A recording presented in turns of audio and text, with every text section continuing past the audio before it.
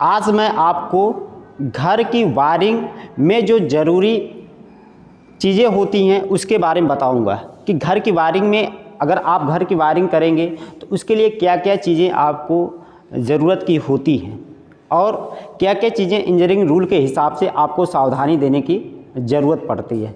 इसके साथ साथ घर की वायरिंग का सबसे मेन एक क्या होता है, सर्किट होता है यानी परिपथ होता है। और परिपथ को हम लोग किसके द्वारा स्टेबल करते हैं, एक स्विच बोर्ड के द्वारा परिपथ का डिजाइन करते हैं। जैसे यहाँ पर आप देख रहे हैं, किसी भी कमरे में चले जाएंगे तो उसमें स्विच बोर्ड लगा होता है, समझ रहे हैं कि नहीं।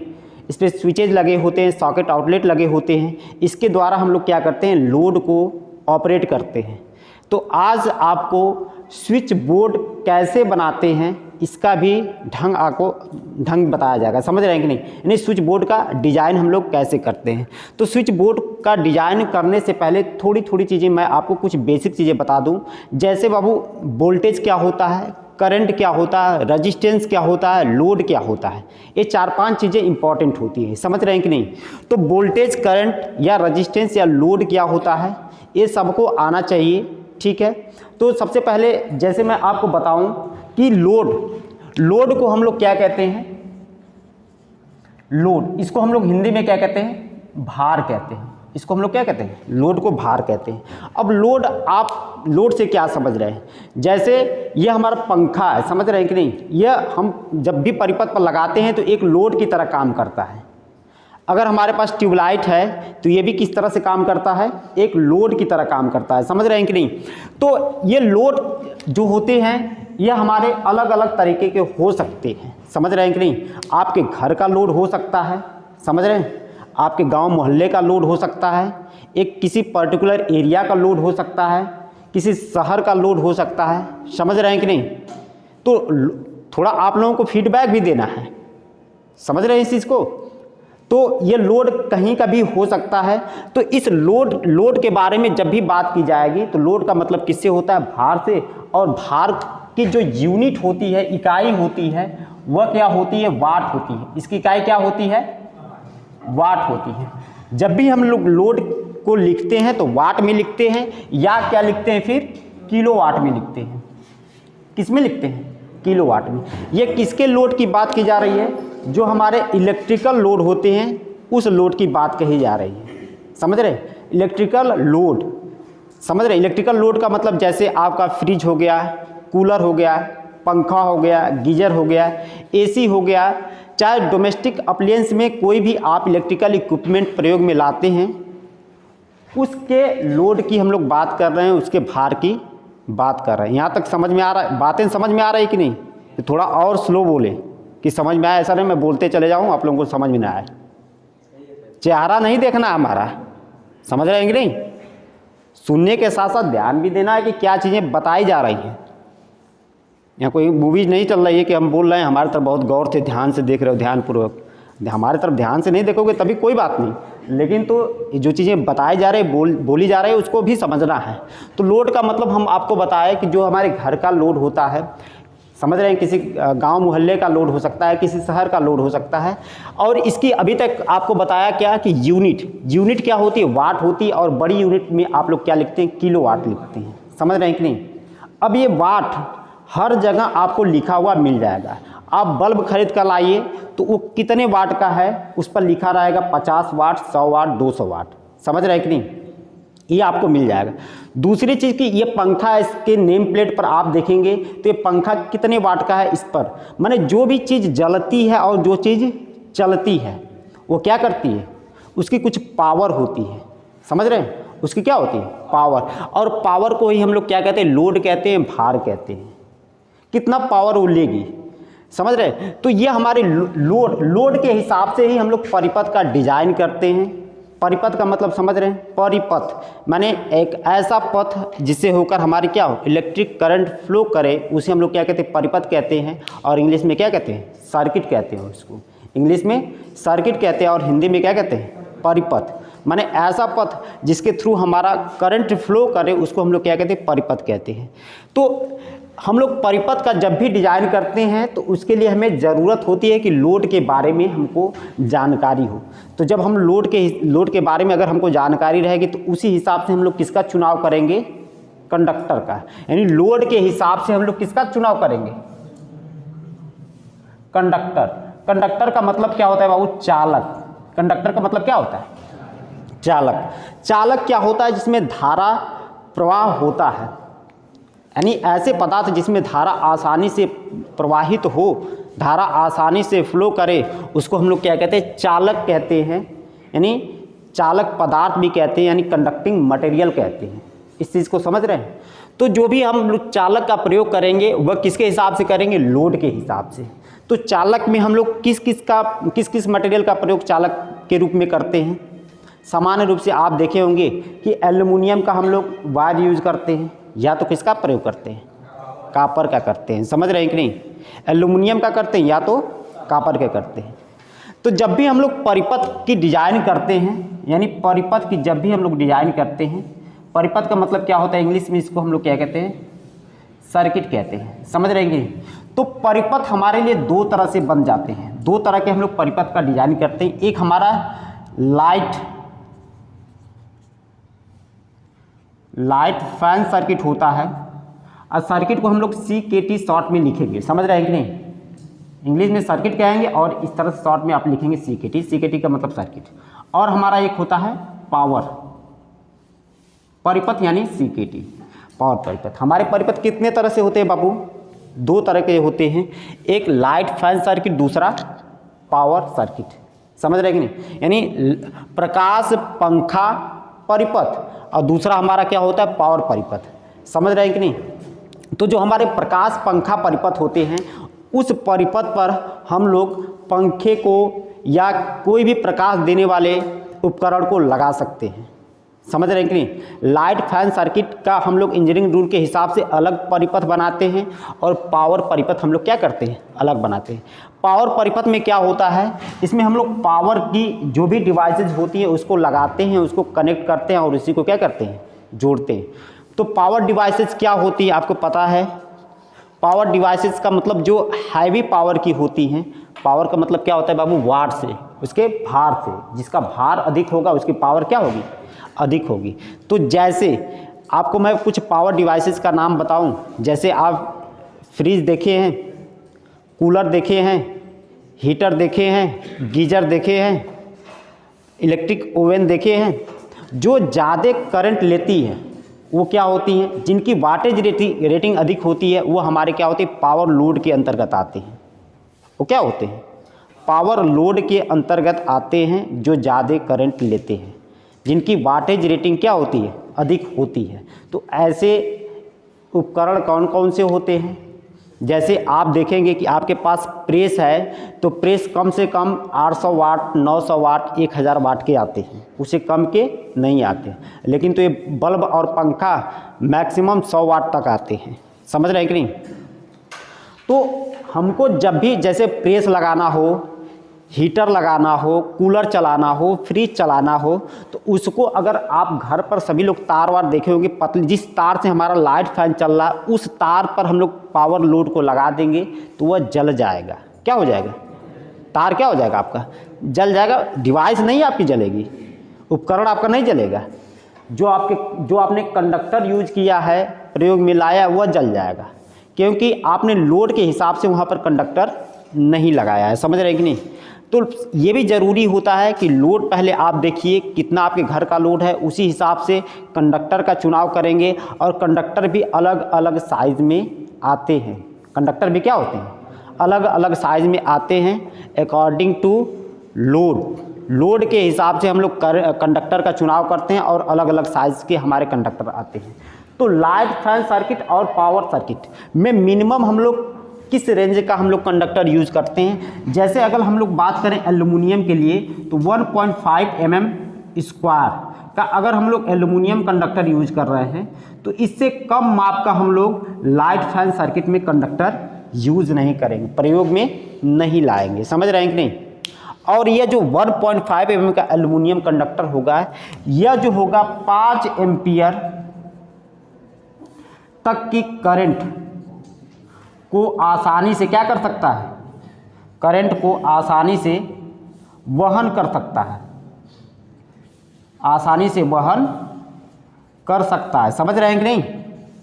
यह जो हमारा 1.5 mm का एल्युमिनियम कंडक्टर होगा, यह 5 एम्पियर तक की करंट को क्या करेगा, आसानी से वहन कर लेगा। तो ऐसा नहीं कि 5 एम्पियर की करंट को वहन कर रहा है तो 6 एम्पियर की करंट को नहीं वहन करेगा। 6 एम्पियर तक की भी करंट को वहन कर सकता है, लेकिन तो उससे ज़्यादा अगर करंट आप इसमें फ्लो कराएंगे तो यह क्या होगा, फिर आपका तार कहीं कहीं हीट होकर गल जाएगा और पिघल जाएगा। समझ रहे हैं कि नहीं? तो लाइट फैन सर्किट के लिए अगर आप एल्युमिनियम कंडक्टर यूज कर रहे हैं तो 1.5 mm से कम का आप कंडक्टर नहीं यूज कर सकते। ये मानक मैं नहीं बता रहा हूँ, आपके बुक में लिखा गया है, इंजीनियरिंग रूल के हिसाब से ये बात आपको बताई जाती है। समझ रहे हैं कि नहीं? दूसरी बात, अगर पावर परिपथ में आप एल्युमिनियम कंडक्टर यूज कर रहे हैं तो 2.5 mm से कम मान का आप जो है एल्युमिनियम कंडक्टर यूज नहीं करेंगे। 2.5 mm से कम माप का,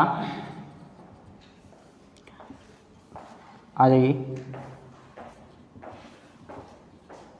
एल्युमिनियम कंडक्टर हम लोग क्या करेंगे, प्रयोग में नहीं लाएंगे। तो बताइए, इतनी चीज़ें आप लोगों को क्लियर है? कोई दिक्कत यहाँ तक? अगर नहीं समझ में आ रहा है तो फिर बताएंगे, दोबारा बताएंगे, तिबारा बताएंगे। समझ रहे हैं? लेकिन तो थोड़ा एक बार समझ लेना है। अभी तक मैंने आपको यही बताया कि लोड के हिसाब से हम लोग किसका चुनाव करते हैं, कंडक्टर का। और कंडक्टर का चुनाव कर लिए तो फिर हम लोग क्या करते हैं, परिपथ बनाते हैं। परिपथ किसके द्वारा बनाते हैं? लोहे से, लकड़ी से नहीं, तार से बनाते हैं। तार का हम लोग क्या बनाते हैं, परिपथ बनाते हैं, सर्किट बनाते हैं। और उस सर्किट के लिए हम लोग परिपथ दो तरह से डिजाइन कर सकते हैं, एक लाइट फैन परिपथ, दूसरा हमारा क्या होता है, पावर परिपथ होता है। तो लाइट फैन सर्किट के लिए अगर हमको जो भी हम कंडक्टर प्रयोग में लाएंगे वो 1.5 mm aluminium 1.5 mm square aluminium conductor से कम साइज़ का हम लोग तार प्रयोग में नहीं लाएंगे। वहीं पर अगर हम लोग पावर परिपथ का प्रयोग में लाएंगे तो 2.5 mm स्क्वायर से कम माप का एल्युमिनियम कंडक्टर हम लोग प्रयोग में नहीं लाएंगे। अगर कापर की बात करेंगे तो कापर में जो है इसका साइज़ थोड़ा सा क्या आ जाता है, कम हो जाता है। लाइट फैन सर्किट के लिए 0.93 mm स्क्वायर का एल्युमिनियम कंडक्टर हम लोग क्या लेते हैं, प्रयोग में लाते हैं कापर के लिए। तो अब इसी परिपथ के हिसाब से हम लोग देखेंगे कि एक स्विच बोर्ड कैसे बनाते हैं। समझ रहे हैं कि नहीं? हमको क्या बनाना है, स्विच बोर्ड। अगर आप लोगों में से कुछ लोगों को स्विच बोर्ड बनाने का ढंग आ रहा होगा और कुछ लोगों को नहीं आ रहा होगा, तो सबसे पहले अगर ये चीज़ अगर आप जान जाएंगे तो कभी भी ये आपके घर की ज़रूरत की चीज़ होती है। समझ रहे हैं कि नहीं? अगर इसको स्विच बोर्ड बनाना जान जाए तो स्विच बोर्ड में कोई फॉल्ट आएगा तो उसको भी आप जान सकते हैं। यानी अगर फॉल्ट निकालना अगर आप जान जाए तो फॉल्ट को सही भी करना आप जान जाएंगे। तो इतनी चीज़ें सीख जाएंगे तो कम से कम अपने घर का काम कर सकते हैं। किसी बाहर से कोई दिक्कत आ रही है तो किसी को बुलाना नहीं पड़ेगा। समझ रहे हैं कि नहीं? तो ये ज़रूरत की चीज़ है आपकी। कहीं ना कहीं अगर आप पढ़ रहे हैं तो ये चीज़ आपको आना चाहिए। और ऐसा नहीं कि सिविल का बच्चा है तो उसको ये नहीं आना चाहिए, हमारे काम का नहीं, काम का तो है ये है, चाहे घर पर रहे चाहे किसी और जगह रहे। अपना तो भला करेंगे, पड़ोसियों का भी भला करेंगे अगर आ जाएगा बनाने के लिए तब ठीक है। तो अब हम लोग देखेंगे स्विच बोर्ड कैसे बनाते हैं। थोड़ा बहुत ज़्यादा डीप में मैं नहीं बता रहा हूँ, मुझको बताना था केवल स्विच बोर्ड ही। समझ रहेंगे ना इस क्लास में स्विच बोर्ड हम लोग कैसे बनाते हैं। आज मैं यहाँ पर थियरी बता दे रहा हूँ, आप कहेंगे तो प्रैक्टिकल करवा के उसका आपको कंप्लीट करा दूंगा, आपको ढंग आ जाएगा कैसे स्विच बोर्ड हम लोग बनाते हैं। समझ रहे? अगर इसको अगर मान लीजिए कि सुनने के साथ साथ अगर कुछ लिखना भी चाहते हैं तो उसको भी नोट डाउन कर सकते हैं, लिख सकते हैं। सुनना ऐसा नहीं कि बस केवल सुनकर लिखे रहेंगे, तो इतनी चीज़ें कम से कम आपके दिमाग में रहेगी। इस बात को समझ रहे हैं? तो मिटा दें इसको, थोड़ा सा पॉज। अब हम लोग देखेंगे कि स्विच बोर्ड हम लोग कैसे बनाते हैं। ठीक है, तो सबसे पहले हमारी हेडिंग पड़ेगी how can we make switch board.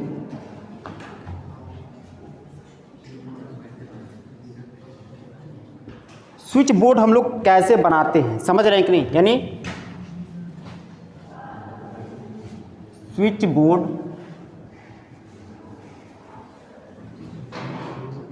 कैसे बनाते हैं, स्विच बोर्ड कैसे बनाते हैं। तो देखिए बाबू, स्विच बोर्ड बनाना बहुत ही आसान होता है। स्विच बोर्ड बनाने के लिए सबसे पहले आपको कुछ बेसिक जानकारी होनी चाहिए। कुछ बेसिक जानकारी का मतलब यह है कि एक जब भी आप स्विच बोर्ड बनाएंगे तो उस स्विच बोर्ड से कितने लोड को आपको ऑपरेट करना है, ये चीज़ समझ रहे हैं। लोड का मतलब कितने बल्ब को ऑन ऑफ करना है, आपके घर का कितना लोड है। स्विच बोर्ड आप किसी हॉल के लिए बना रहे हैं, किसी कमरे के लिए बना रहे हैं, किसी मतलब जो है ऐसे बरामदा है उसके लिए बना रहे हैं, तो जैसा जिस जगह के लिए आपको स्विच बोर्ड बना रहे हैं उस हिसाब से स्विच बोर्ड के बोर्ड का जो साइज होता है, जिसमें बैकलाइट होती है, उसमें हम लोग कटिंग करके स्विचेज को क्या करते हैं, स्थापित करते हैं, उसका चुनाव करना पड़ता है। तो जिस स्थान पर जिस जगह के लिए हम लोग स्विच बोर्ड बनाते हैं उस जगह का आपको सबसे पहले पता होना चाहिए और उसी हिसाब से हमको क्या लेना है, सीट का चुनाव करना है। और अब तो जैसे ये आ गए हैं पीवीसी के, सब आ गए हैं, जो आपको दिख रहा है ये भी स्विच बोर्ड है, समझ रहे हैं कि नहीं। लेकिन तो जो आपके किताब में दिया गया है वह बैकलाइट सीट के हिसाब से दिया गया है। जो पहले बैकलाइट की सीट आती थी उसको हम लोग काट के क्या करते थे, उसमें स्विच स्थापित करके नट बोल्ट से क्या करते हैं, कसते हैं। तो भी अभी चल रहा है, ऐसी बात नहीं कि ख़त्म हो गया है, लेकिन तो अब उसके जगह ये सब ट्रेंड में आ गए हैं। उसको काटने पीटने की झंझट खत्म हो गई, अभी रेडीमेड कटे कटाए आ जाते हैं सब, जो उसमें आपको स्विच लगा कर क्या कर देना है, केवल कस देना है।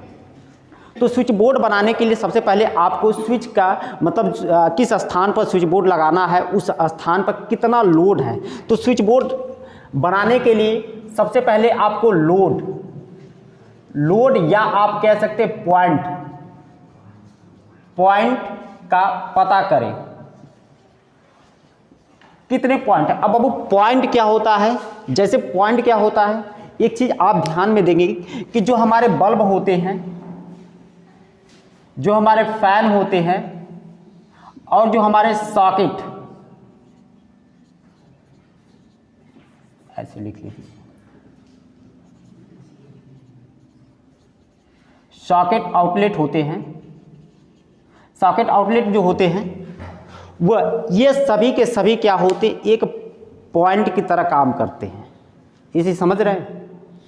जो हमारे बल्ब होते हैं, जो हमारे फैन होते हैं और जो सॉकेट आउटलेट होते हैं, ये किस तरह से काम करते हैं, पॉइंट की तरह।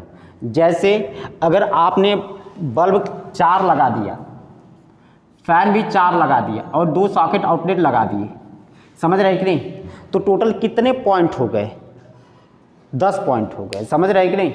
4 ये बल्ब का पॉइंट हो गया, 4 फैन का पॉइंट हो गया और जो हमारे सॉकेट आउटलेट लगाए हैं। सॉकेट आउटलेट कहाँ लगाया जाता है, स्विच बोर्ड पर लगाया जाता है, समझ रहे हैं कि नहीं, कहाँ लगाया जाता है, स्विच बोर्ड पर। तो जैसे सॉकेट आउटलेट लगाना है उसको भी पॉइंट की तरह ही हम लोग क्या करते हैं, गणना करते हैं। तो ये हमारे सॉकेट आउटलेट 2 हैं, जैसे अगर बल्ब आपके 4 हैं और फैन 4 हैं तो टोटल कितने पॉइंट हो गए, 10। इस तरह से जहाँ भी आपको स्विच बोर्ड बनाना है वहाँ पर सबसे पहले पॉइंट कितना है उसकी आप गणना करेंगे। ये बात समझ रहे हैं कि नहीं। जैसे अभी इस हाल में, इस कमरे में देखेंगे तो कितने पॉइंट आपको दिख रहा है, 1 2 3, एक रूम में 3 पॉइंट हैं, समझ रहे हैं कि नहीं। तो 3 3 6 और 6 3 पीछे भी हैं, 9 पॉइंट हैं, समझ रहे हो। कितने पॉइंट हैं, 9। अब इन 9 पॉइंट का कुछ न कुछ लोड भी होगा, क्या होगा, कुछ न कुछ लोड होगा। तो बताओ क्या एक ही स्विच से सभी जल बुझ जाते हैं, नहीं, ऐसा तो होता नहीं है। तो एक चीज़ हमेशा ध्यान देना है कि जितने पॉइंट होते हैं उतने हमको स्विच लेना पड़ता है। ये चीज़ समझ रहे हो कि नहीं। स्विच बोर्ड बनाने के लिए जितना हमको, भाई ये तो पता हो जाए घर में हमको कहाँ पंखा लगाना है, कहाँ बत्ती लगाना है, कहाँ, तो उतने ही हमको क्या लेना पड़ेगा, स्विच लेना पड़ेगा, समझ रहे हो कि नहीं।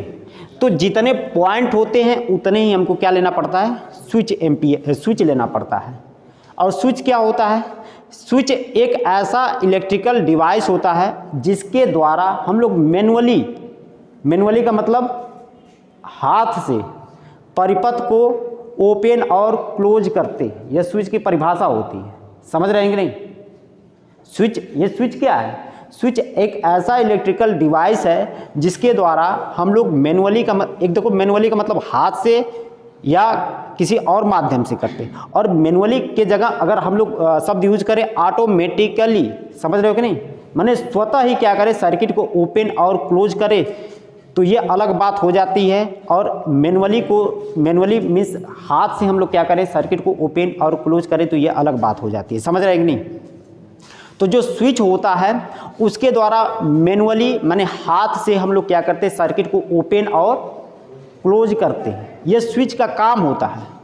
और स्विच भी अलग अलग एम्पियर के लिए आती हैं, अलग अलग एम्पियर में स्विच आती हैं। और स्विच भी हमारे अलग अलग टाइप की होती है, जैसे 1 वे स्विच होता है, 2 वे स्विच होता है, इंटरमीडिएट स्विच होते हैं। समझ रहे हो कि नहीं? और स्विच जैसे पुश बटन स्विच होते हैं। तो ज़रूरत जहाँ पर हमको जिस तरह के स्विच की होती है उस तरह के स्विच का हम लोग प्रयोग करते हैं। इस स्विच बोर्ड में जो स्विच लगाया गया है यह 1 वे स्विच है। कैसा स्विच है? 1 वे स्विच है। इसके द्वारा हम लोग एक ही तरह से रास्ते को काट सकते हैं या बंद कर, यानी परिपथ को ओपन या क्लोज कर सकते हैं। तो ये जो स्विच का मैंने काम बताया कि जितने पॉइंट होते हैं नोट में आप लिख सकते हैं कि जितने हमारे पास क्या होते हैं, जितने पॉइंट होते हैं उतने स्विच का प्रयोग किया जाता है या करते हैं। दोनों बात एक ही है। जितने पॉइंट होते हैं उतने हम लोग क्या करते हैं, स्विच का प्रयोग करते हैं। इतना बात समझ गए? जितने पॉइंट होते हैं उतने हम लोग क्या लगाते हैं, स्विच लगाते हैं। अब एक दो चीज़ें और जान जाओ, फिर उसके बाद आगे काम करेंगे। और अगली बात मैं तुमको बता दूं कि जो चीज़ जलती है और जो चीज़ चलती है, समझ रहे हो कि नहीं, उसके लिए अब हम लोग बात करेंगे। तो इसके लिए समझ लो कि स्विच बोर्ड बनाने के लिए एक चीज़ और थोड़ा सा तुम लोग को बता दें कि न्यूट्रल और फेज का नाम सब लोग जानते हैं, सुने हैं। न्यूट्रल और फेज हमारे क्या होते हैं, 3 फेज होते हैं। समझ रहे हो? फेज का मतलब क्या होता है, जैसे नाम है त्रिकला, जो हमारे सिस्टम में 3 कला वायरिंग जो होता है हमारा, तो यह कह सकते हैं ऐसे भी जो हमारे 3 फेज सिस्टम होते हैं उसमें 3 क्या होते हैं, फेज होते हैं। 3 क्या होते हैं, फेज। इस 3 फेज में एक फेज को हम लोग क्या कहते हैं, आर फेज कहते हैं, दूसरे को वाई फेज कहते हैं, और तीसरे को क्या कहते हैं, बी फेज कहते हैं। समानतः इसको आर वाई बी से हम लोग क्या करते हैं, प्रदर्शित करते हैं। आर का मतलब रेड और बी का मतलब ब्लू और वाई का मतलब क्या होता है, येलो होता है। समझ रहे कि नहीं? यानी 3 फेज को 3 कलर से भी हम लोग क्या करते हैं, प्रदर्शित करते हैं। लेकिन तो हमको जब भी लाइट फैन सर्किट डिजाइन करना होता है तो हमको 3 फेज की ज़रूरत नहीं पड़ती, 1 फेज की ज़रूरत पड़ती है। समझ रहे हो कि नहीं? तो चाहे आर ले लो, चाहे वाई ले लो, चाहे बी ले लो। और ये फेज कहाँ से आता है भाई, ये आपके खंबे से जो हमारे सप्लाई हमारे घर पर जो आसपास में जो खंबा लगा होगा वहाँ तक आता है और वहाँ से हमारे घर तक आता है। समझ रहे हो कि नहीं? पूछोगे कि हमारा ट्रांसफार्मर, तो ये आगे देखते हो कि ये ट्रांसफार्मर पर जो सप्लाई आती है, जो हमारे पास में सब स्टेशन होते हैं वहाँ से आती है। ये सब स्टेशन आगे ग्रिड से जुड़े होते हैं। समझ रहे हो कि नहीं? फिर वो ग्रिड जो होते हैं एक दूसरे से इंटरकनेक्टेड होते हैं। बाकी जहाँ से हमारा पावर जनरेशन होता है वहाँ से सप्लाई आती है, सब बीच में से नहीं कहीं पैदा होकर आती है। समझ रहे हो कि नहीं? बीच में काटने और जोड़ने की व्यवस्था की जाती है, सप्लाई को काट सकते हैं और जोड़ सकते हैं।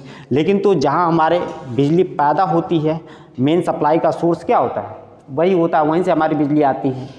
तो ये जहाँ बिजली पैदा होती है वो अलग टॉपिक होता है, उसको हम लोग पावर प्लांट कहते हैं। और अलग अलग पावर प्लांट के माध्यम से हम लोग क्या करते हैं, बिजली पैदा करते हैं। तो उसको अभी नहीं पढ़ना है।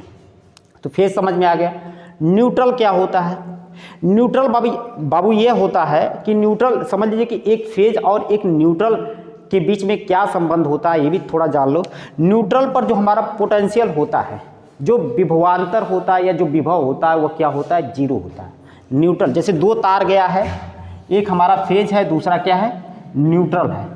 तो ये मान लो कि अगर हम लोग 3 फेज की बात करें, समझ लो ये 3 फेज हमारा आर वाई बी, तो समांतर तीनों फेज में जो हमारे वोल्टेज होता है वह 440 वोल्ट होता है। कितना वोल्टेज होता है, 440 वोल्ट होता है। तीनों फेज की जो वोल्टेज होती है वो कितना होती है, 440 वोल्ट। सामान्यतः यह वैरी करता है 400 वोल्ट से 440 वोल्ट तक। समान रूप से हमारे जो 3 फेज इंडक्शन मोटर होती है उस पर लिखा होता है 415 वोल्ट। यहाँ पर पीछे लेथपर्सिन पर लगा होगा, जाकर देखना उसके नेम प्लेट पर लिखा होगा 415 वोल्ट। लेकिन तो ये भी इसमें क्या होता है, 10% 12% हम लोग फ्लक्चुएशन लेते हैं वोल्टेज में। ये क्या करता है, वैरी करता रहता है। तो समान रूप से 3 फेज की जो वोल्टेज होती है वह कितना होती है, 40 वोल्ट होती है। तो ये तीनों फेज़ की जो वोल्टेज होती है मिला के होती है। लेकिन तो अगर हम लोग 2 फेज़ की वोल्टेज की बात करें तो वो कुछ अलग होगी। अलग का मतलब तीनों में जब इतना हो रहा है तो 2 फेज़ में क्या होगी, कुछ कम होगी। समझ रहे हो कि नहीं। अगर एक फेज की बात करें तो उससे भी क्या होगी, कम होगी। समान रूप से आप घर पर जो अपने सप्लाई लेकर आते हैं, एक फेज लेकर आते हैं और एक न्यूट्रल लेकर आते हैं। समझ रहे हैं कि नहीं। तो एक फेज और एक न्यूट्रल में कितना वोल्टेज आपको मिलता है, 240 वोल्ट। कितना वोल्ट मिलता है, 220 से 250 वोल्ट के बीच में रहते हैं वोल्टेज। समझ रहे हो कि नहीं। अगर घर का अगर जहाँ पर भी आपका लोड है वहाँ का वोल्टेज कम है तो वोल्टेज कम होने से बहुत सारी दिक्कतें होती हैं। आपकी जो भी डिवाइस है वो प्रॉपर रूप से काम नहीं करेगा। आपके पास मोटर है तो प्रॉपर स्पीड से नहीं चलेगा, वो प्रॉपर आपका काम नहीं करेगा। तो ये फेज होगा। तो इसमें अगर एक फेज की बात करें तो एक फेज में जो होता है वह कितना वोल्टेज होता है, लगभग 220 वोल्ट ये मानक है। समझ रहे हो कि नहीं। वैसे 220 से 250 वोल्ट के लिए हम लोग क्या करते हैं, डिजाइन करते हैं। तो अब यहाँ पर मान लो कि 250 वोल्ट या 220 वोल्ट आप कुछ भी किए, लेकिन तो यहाँ पर वोल्ट लिखेंगे और यहाँ का जो वोल्टेज होता है वह 0 वोल्ट होता है। यहाँ का वोल्टेज क्या होता है, 0 वोल्ट होता है। जो हमारा न्यूट्रल होता है यहाँ पर कोई वोल्टेज नहीं होता, यानी यह ज़मीन से क्या होता है, ग्राउंड होता है, अर्थिंग होता है। समझ रहे हो कि नहीं। और अर्थ का जो पोटेंशियल होता है वह क्या होता है, 0 होता है। तो ये हमारा क्या चाहिए, एक फेज चाहिए और एक न्यूट्रल चाहिए। तो एक फेज और एक न्यूट्रल लेने के लिए हमको क्या चाहिए, स्विच बोर्ड में इसकी ज़रूरत पड़ेगी। आगे इससे ज़्यादा मैं नहीं बताऊंगा, जो बताना चाह रहा हूँ वो फिर आप लोगों का छूट जाएगा। समझ रहे हो कि नहीं। तो एक फेज और एक न्यूट्रल आपको लेना है, किसके लिए, स्विच बोर्ड के लिए। बाकी 1-2 चीज़ें और बता दे रहे हैं आपको। जो चीज़ जलती हैं और जो चीज़ चलती हैं, ये चीज़ ध्यान में रखना है। जो चीज़ जलती हैं और जो चीज़ चलती हैं उसको हम लोग फेज और न्यूट्रल दोनों देते हैं। तो इस बात को लिखेंगे हम लोग, जो है जो ऐसे लिख लो, चीज़ का मतलब क्या समझ रहे हो, जो भी इक्विपमेंट, समझ रहे हो, जो भी उपकरण या जो भी डिवाइस जलती हो या चलती हो, चीज़ का मतलब यहाँ पर समझ रहे हो उससे है। तो जो भी चीज़ जलती हो या चलती हो उसे क्या करते हैं हम लोग, फेज और न्यूट्रल दोनों देते हैं। फेज और न्यूट्रल क्या करते हैं, दोनों देते हैं। तो ये चीज़ समझ में आ गया। यानी पंखा क्या होता है बाबू, चलता है। मोटर क्या होता है, चलता है। समझ रहे हो कि नहीं। फराटा फैन क्या होता है, चलता है। कूलर हमारा क्या होता है, चलता है। तो जो भी चीज़ आपकी चलती हैं उसको हम लोग क्या करते हैं, फेज और न्यूट्रल दोनों देते हैं। और जो चीज़ जलती हैं, यहाँ पर लिखा गया ना, जलती का मतलब जो प्रकाश देती हैं। समझ रहे हो कि नहीं। उसको भी हम लोग क्या देते हैं, फेज और न्यूट्रल दोनों देते हैं। समझ रहे हो कि नहीं। तो जो चीज़ जलती हैं और जो चीज़ चलती हैं उसको फेज और न्यूट्रल ये दोनों देते हैं। और एक चीज़ और बस आप लिख लो यहाँ पर कि सॉकेट आउटलेट को भी हम लोग क्या करते हैं, फेज और न्यूट्रल दोनों देते हैं। यानी हमारे पास जो सॉकेट आउटलेट है, आउटलेट को भी हम लोग क्या करते हैं, फेज और न्यूट्रल देते हैं। फेज और न्यूट्रल देते हैं। बताओ इतना चीज़ें क्लियर है। जो हमारा उस पर सॉकेट लगाया गया है इसको भी फेज और न्यूट्रल देते हैं।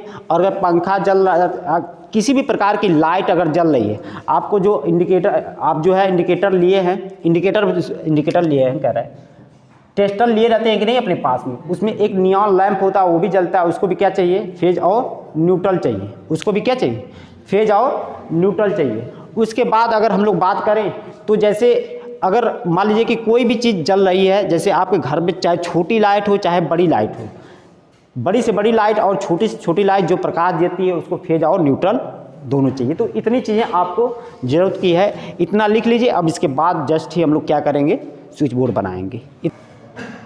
अब देखिए आपको यहाँ पर एक क्वेश्चन लिखा हुआ दिख रहा है। एक स्विच बोर्ड के द्वारा एक बल्ब, एक फैन, एक ट्यूबलाइट और एक सॉकेट आउटलेट के कनेक्शन को हमको क्या करना है, दर्शाना है। या ऐसा कनेक्शन करिए जिसके द्वारा हम लोग एक स्विच, एक बल्ब, एक फैन, एक ट्यूबलाइट और एक सॉकेट आउटलेट एक स्विच के माध्यम से हम लोग क्या कर सकते हैं, ऑपरेट कर सकते हैं। एक क्वेश्चन है, अगर यहीं पर मैं एक बल्ब की जगह 4 बल्ब ले सकते हैं, 5 जितना आपको ज़रूरत है उतना लिख सकते हैं, लेकिन तो एक छोटा सिस्टम आपको पहले समझ में आना चाहिए। समझ रहे हैं कि नहीं? तो देखिए जितना मैंने आपको बताया उतने ही से ही आपका सारा काम हो जाएगा यहाँ पर, और किसी दूसरी चीज़ की ज़रूरत नहीं पड़ेगी। तो अब यहाँ पर सबसे पहले आप देख लीजिए कि ये बल्ब है, ये फ़ैन है, ये ट्यूबलाइट है और ये हमारा सॉकेट आउटलेट है। तो ट्यूबलाइट भी हमारी जलती है, तो ये भी हमारे पॉइंट की तरह गणना होगा कि नहीं होगा इसका। तो कितने पॉइंट हो गए, तो आप सबसे पहले पॉइंट लिखेंगे, यानी पॉइंट कितने हैं भाई, पॉइंट कितने हो गए, 4 हैं। पॉइंट कितना है, 4 है। तो स्विच कितने लगेंगे, स्विच कितने लगेंगे, 4, हमारे 4 स्विच लगेंगे। और स्विच को हम कहाँ लगाएंगे, स्विच बोर्ड पर लगाएंगे। समझ रहे हैं? तो एक समझ लीजिए कि हम लोग बैकेलाइट के यहाँ पर सीट ले लिए, ऐसे तुम छोटा बना लेना, ये ऐसे सीट ले लेना, ठीक है। अब इस पर हमको 4 स्विच लगाना है। तो 4 स्विच लगाने के लिए, अब स्विच तो वैसे लगते हैं, लेकिन तो यहाँ पर आपको समझाने के लिए उस तरह से स्विच हम लोग नहीं दिखाएंगे, कुछ इस तरह से दिखाया जाता है। उसके जो टर्मिनल हैं इसको इस तरह से दिखाया जाता है बाबू। स्विच के पीछे देखोगे तो 2 पॉइंट रहते हैं। स्विच को खोल के देखोगे तो पीछे स्क्रू से तार को कसने के लिए क्या होते हैं, 2 पॉइंट होते हैं। तो ये 2 पॉइंट को ही दिखाया जाता है। और बीच में एक पत्ती होती है जो तुमको दिखती नहीं है, ये बटन में होती है जिसको टिपते हो इधर उधर, समझ रहे हो कि नहीं? उसी में क्या होती है, ये पत्ती होती है इस तरह से, ये दोनों से कनेक्ट होती है। इससे अगर जोड़ेगे तो इससे कनेक्ट हो जाएगी ऐसे। तो अब देखिए ये हमने स्विच को बना दिया, ये हमने 4 स्विच लगा दिया। तो सबसे पहले मैंने तुमको बताया कि जो एक चीज़ तो आपको बताना भूल गया कि जो स्विच होती हैं उसको केवल फेज वार देते हैं। स्विच को कैसा वार देते हैं, केवल फेज देते हैं। आप भूल कर भी स्विच को न्यूट्रल नहीं देंगे। समझ रहे हैं कि नहीं? स्विच को क्या देते हैं, केवल फेज देते हैं।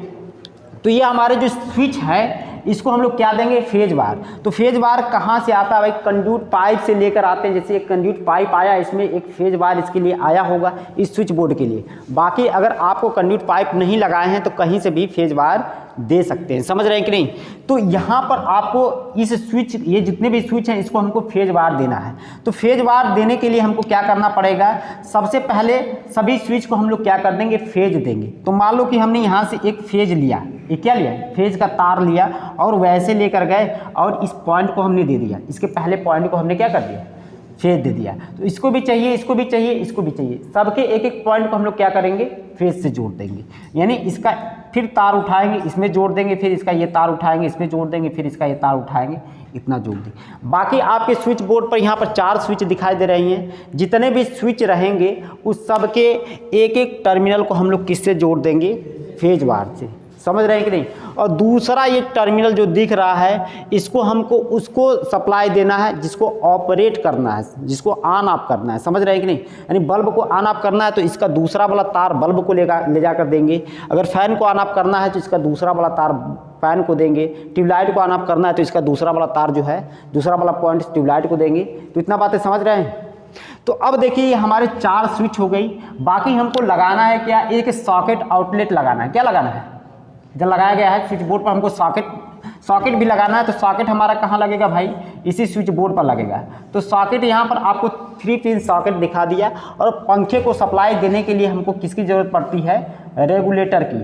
तो रेगुलेटर अगर आप देखे होंगे तो रेगुलेटर कुछ इस तरह से दिखाई देता है, उसमें से 2 तार निकल के आते हैं। रेगुलेटर अगर खरीदने जाओगे मार्केट में तो उससे 2 तार निकले रहेंगे। समझ रहे हैं कि नहीं? पंखे को सप्लाई देने से पहले हम लोग सप्लाई पंखे को किसके देते हैं, रेगुलेटर के माध्यम से देते हैं।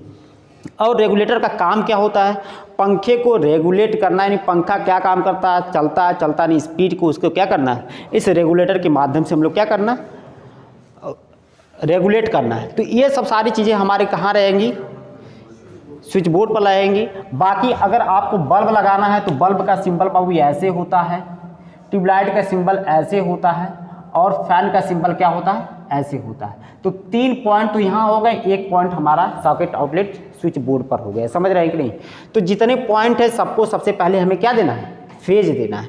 तो 1 2 3 4 देना है और सबको हमको स्विच से ऑपरेट करना है। तो इसको फेज देने के लिए हम लोग क्या करेंगे, इसका एक टर्मिनल उठाएंगे यहाँ से और इसको आप क्या कर देंगे, ऐसे दे देंगे। यानी जैसे ही इसको ऑन करेंगे इसके में फेज पहुंच जाएगा। उसी तरह से एक एक पॉइंट आप सभी लोड को ले जाकर दे देंगे। ऐसे इसको आप दे देंगे, तार पर इसको फेज पहुंच जाएगा। उसी तरह से इसको आप दे देंगे,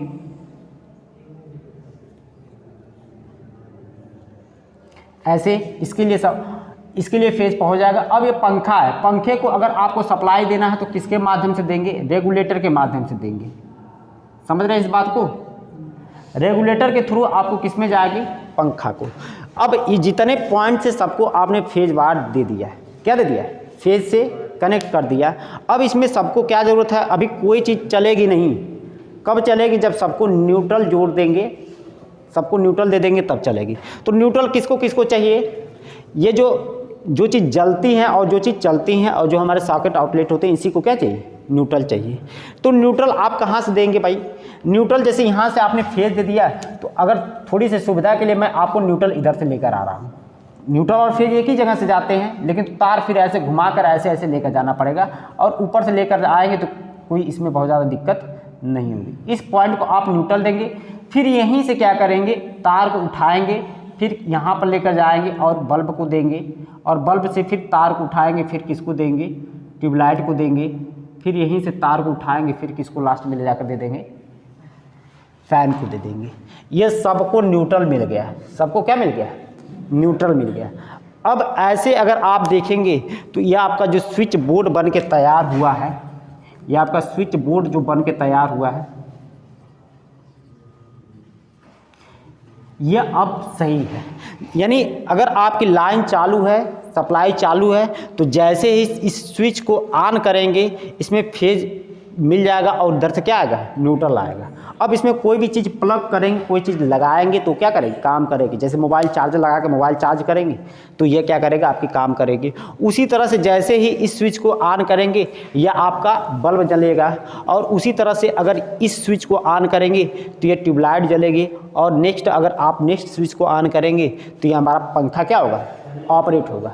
तो बड़ा आसान होता है, बहुत मुश्किल काम नहीं है। लेकिन तो अगर आपको नहीं आता है, आप नहीं सीखेंगे तो कहाँ से आएगा? आसान है कि नहीं है? अगर मैं कह दूं कि भाऊ तुम चलो एक स्विच बोर्ड बनाकर दिखाओ, बना लोगे? इतनी चीज़ें अगर पढ़े रहोगे तब बना लोगे। समझ रहे हो कि नहीं? उसमें तार कैसे जोड़ना है, कैसे हमको जो भी लोड है उसको कनेक्शन देना है। अब बताओ इसका इस घर में कैसे कनेक्शन काम है? अगर कहो तो मैं खुलवा के तुमको दिखवा दूं।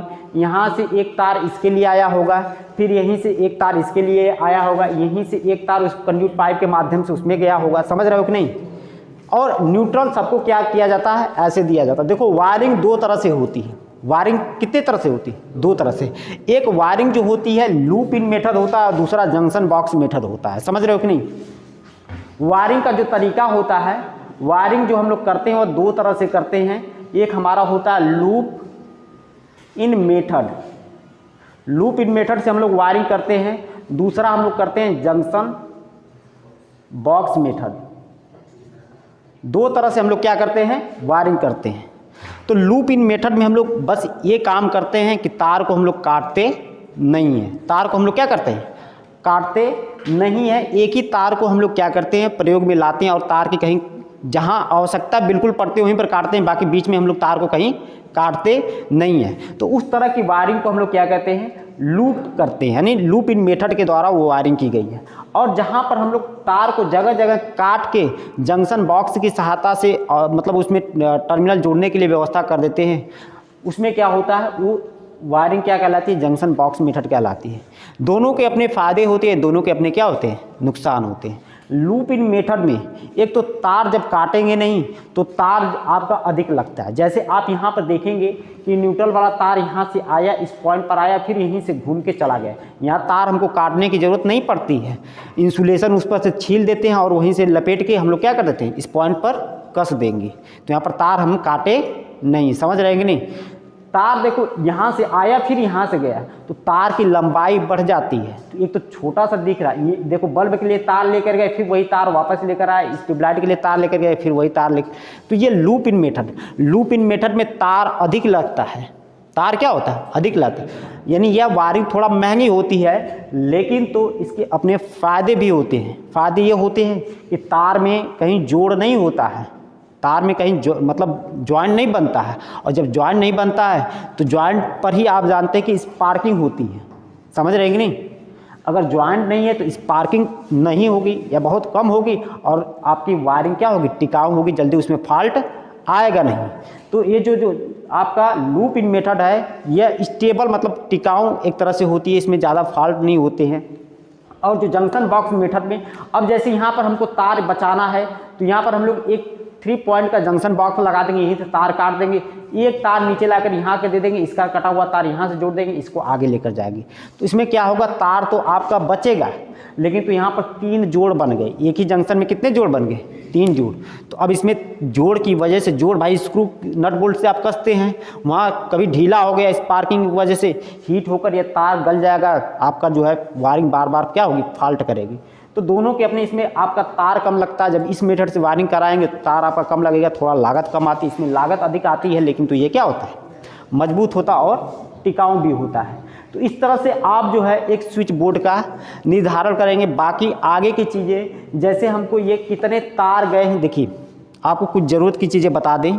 आप इलेक्ट्रिकल इंजीनियरिंग से शांत रहो।